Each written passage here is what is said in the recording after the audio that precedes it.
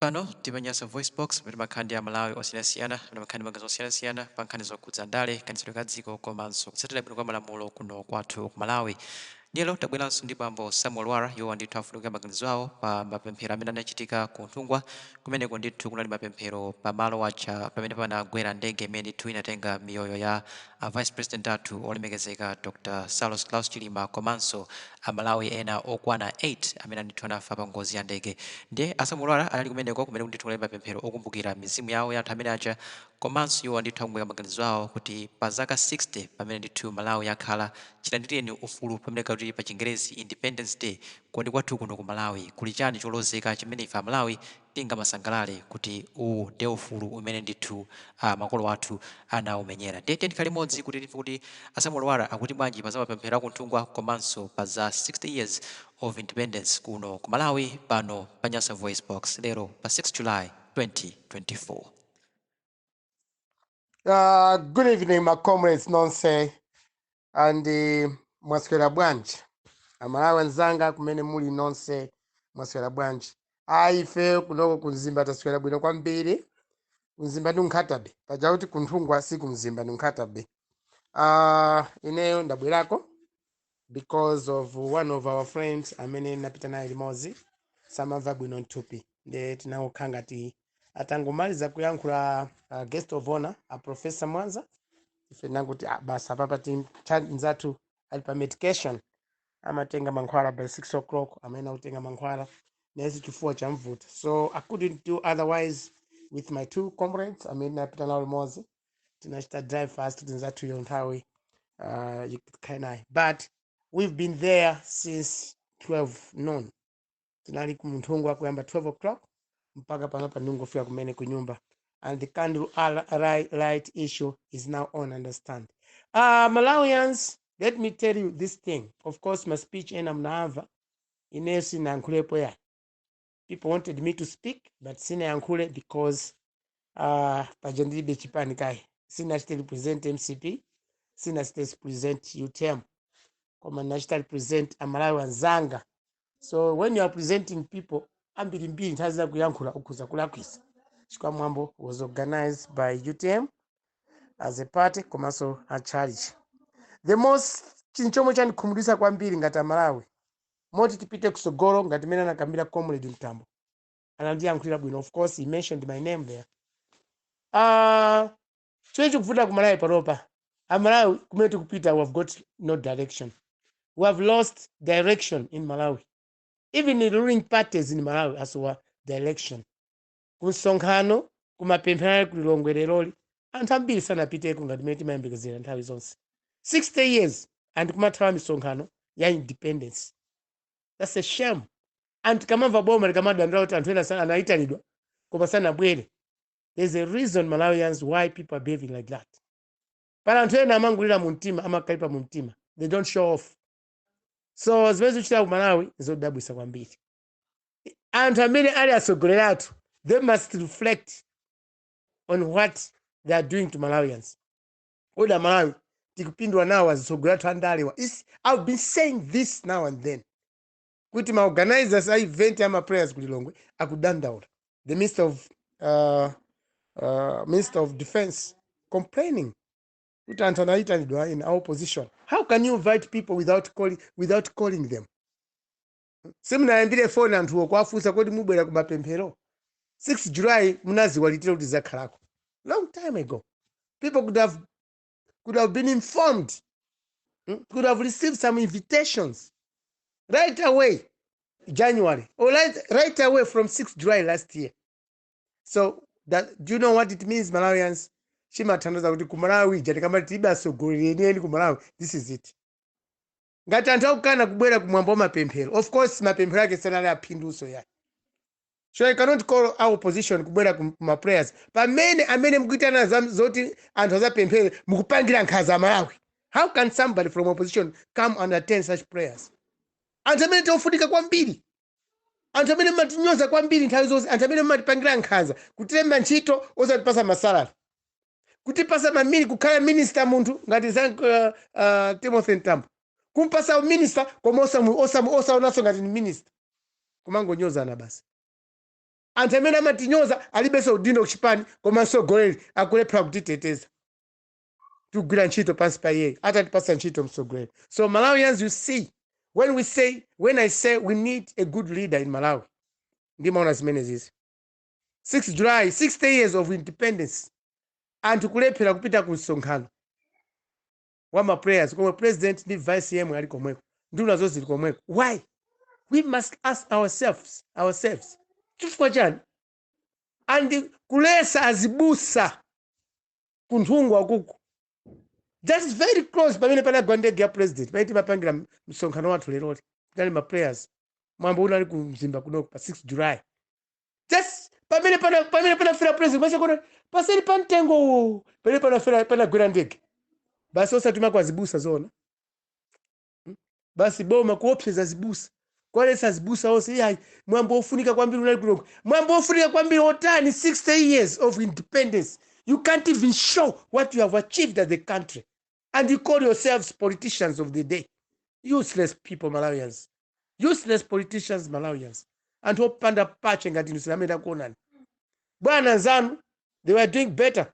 Kamus taught us what to do pa 6 July. Mwana wangono kwamba standard 3 mpaka ukafika ku university timakavina ku stadium.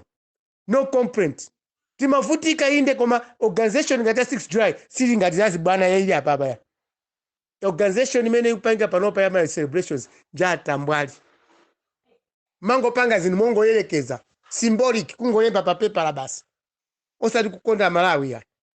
Kale ma celebrations amakala ooneka ndaya kamuzu. Chilangu vuta kamuzu mina was a dictator.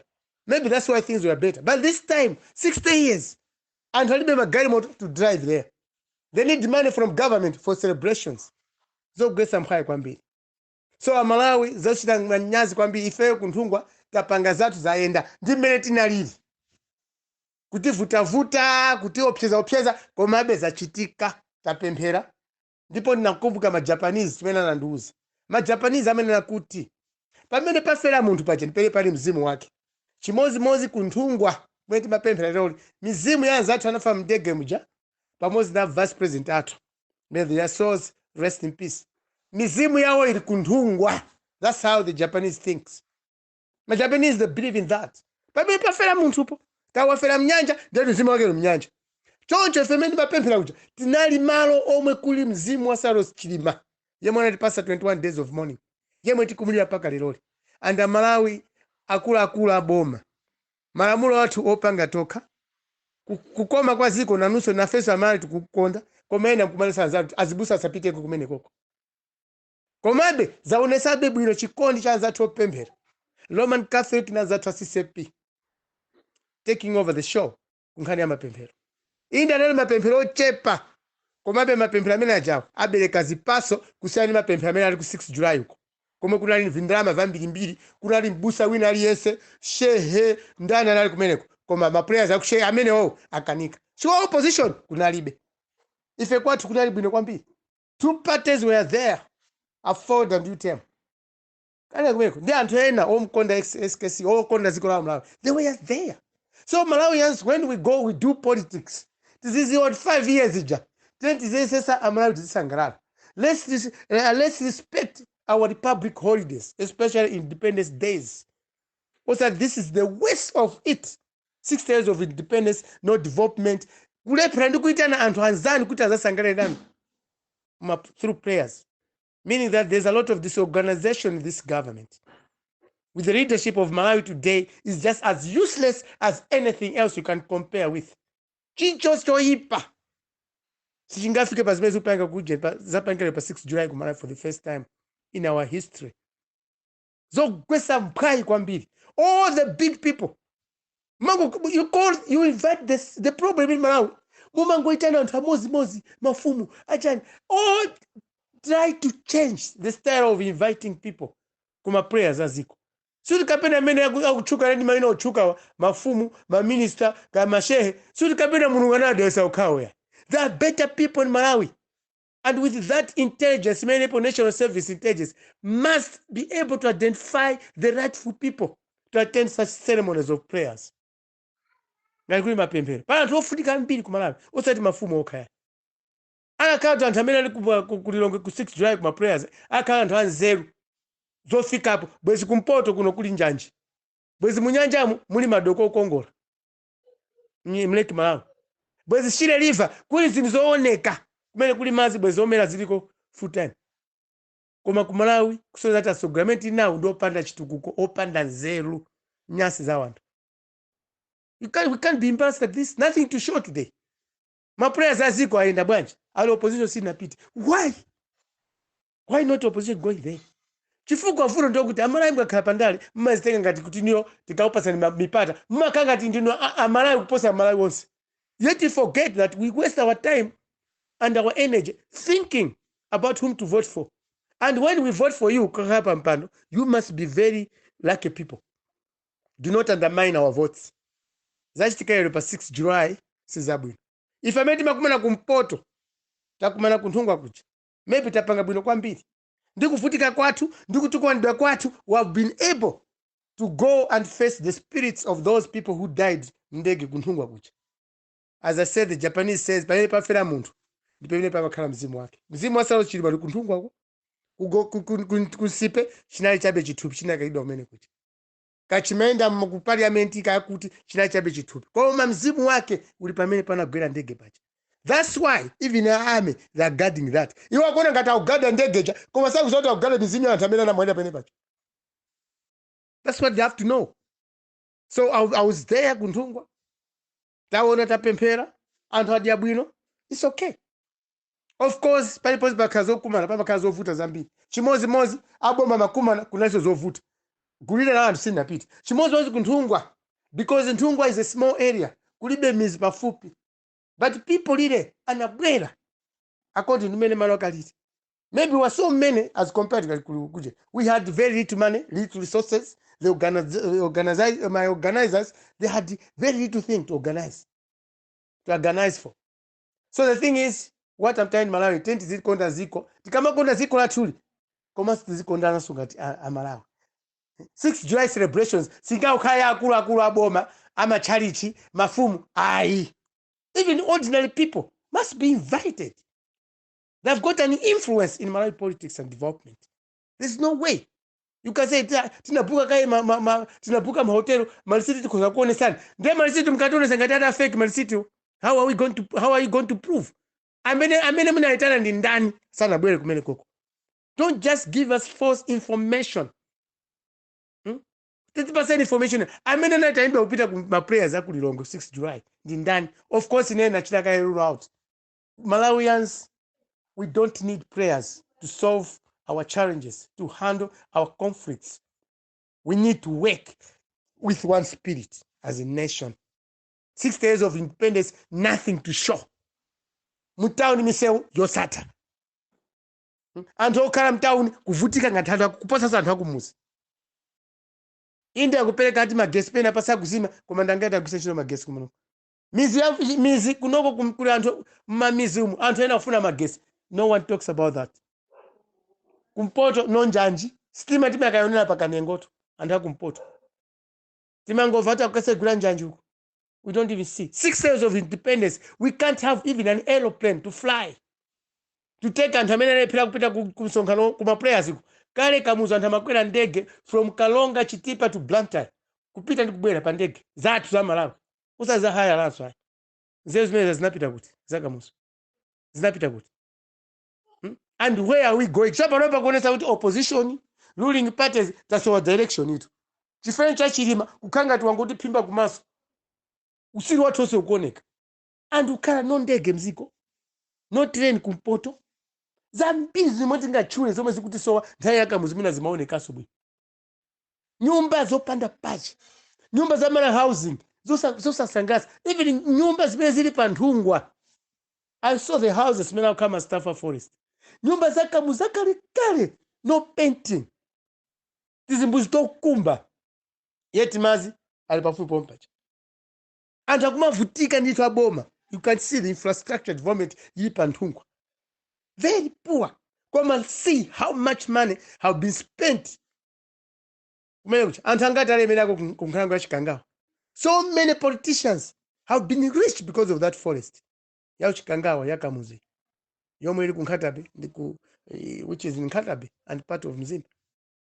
Apindula ndi aboma mwewo andalewa mwapindula koma forest strategy afe panopa tingopindulako kapena tungotchuka nayo kuti mwagwera ndege ya vice president ndipo vice president ndi anthu ena afera momwemo.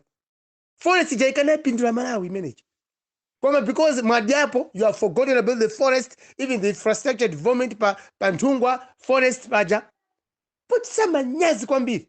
That's why even maujenaja my investigators kungoona mene pali pa Nthungwa, I don't think they can come up with the rightful report about what happened to that plane. Akoza kumudwa kudabwera zafuza ndege kuziko lomwe sinzi chimene chikupanga. Ziko lomwe likulepha kupanga take care of people who are bringing money in this country. Amene uzala mitengo yathu Michigangawa forest. Kaone nyumba zao pa Nthungwa. You can be shocked. Na siku Malawi and that had same structures in Zambia pa Lundazi pa. They have changed Lundazi this time. Tinyumba tokhala ma staff in Malawi. Kodi town zingokhala kulilongokoka. Nyumba zabo zingokhala kulilongokoka. We need development everywhere, Malawians.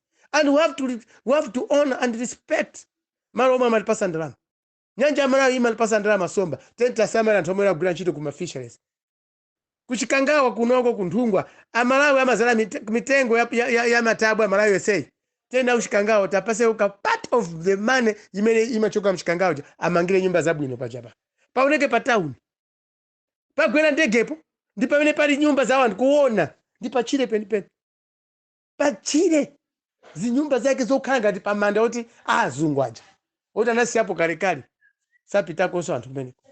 Poor houses. Poor housing infrastructure pa Nthungwa. Even pa Chikangawa, penipeni pa forest. Nyumba, no renovations. Yet we're talking about 60 years of independence. Akusangranda, kusangra 60 years of independence, kuba ndalama ndikononga ma resources athu. Chiko cha ndale. Anthu andale zona tiposen zebi fair anthu amene timachita work hard pa ground. Malawi, this independence is just like nothing. It's better. I mean, 60 years. I mean, 60 years of our independence. Tikana kumukira kunthungwa kumene kwa fantu zana. Because we Malawians, we have just lost the election. We are nowhere. We're in dilemma in everything. And go up pa Tuesday. Go am office. I don't think parliament atagwira ntchito kuta angaone ziko watu kupita bwanji. Now, the remedy is very simple, Malawians. We need to choose as sogolereni okonda ziko. Nametera kusankha ku Malawi kuno. Oti akakhala pa mpando aziona kuchitipa ndi kunsanje. Aziona mamizi ngati kunthungwako. Nthungwa this time sikwana kamene kuonekera panopa ya. Ndi matama amene akuyankhula zathu andale. You talk of vision 2063 for what? Yet you have got a very small vision ya Malawi. Kungozala mitengo yabwino muchikangawa. Kungozala anthu a Malawi. You don't need a vision for 2063. How can you have a vision yomwe wesu zakhalako? Maybe our kids will not like that. Basi mwana wati mpangile vision tapa lopa uzivutika uzasanga 2063. How many of us are going to be there? What about us today? Zilibwiro sina nkuleko nao kumene kuja. Koma muna ndikanala kwisa. Koma ndasanga sina nkule because I had no title there. I'm on a campaigner for a good leader for this country. Thank you, comrade, and good evening.